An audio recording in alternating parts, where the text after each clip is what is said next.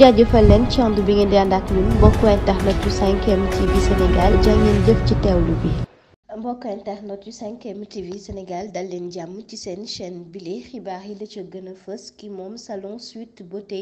daal dinay fësal boppam ginnaaw rek moom bi mu toppee ci projet bi nga xam ni Pastef teg nañ ko fi ak i tamit lu ñee résultat yi nga xam ni tukkee na ci élection présidentielle bi Ndeye Khady Ndiaye lay wuyoo moom mi nga xam ni moo setaloon Ousmane Sonko. jëm ci mbiru viol bile nga xam ni seqoon na ko ak ndaw si le di Adji Raby Sarr moom nag daal di nay rek way jëm ci way bi nga xam ni ndaw si nag di Maya Kama génnee na ko daal di koy jagleel Bassirou Diomaye Faye doomu njagañaaw bi.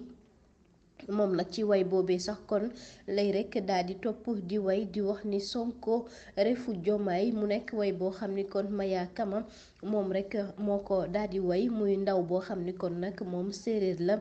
di way rek ndam li nga xam ni Bassirou Diomaye Faye am na ko moom nag mi nga xam ni moo rek nekkoon patronu Adji Raby Sarr fi mu nekk nii daal di nay wane rek mbégteem jëm ci leader bu Pastef di Ousmane Sonko ak patriote yi ginnaaw résultat yi nga xam ni rek am nañu ko.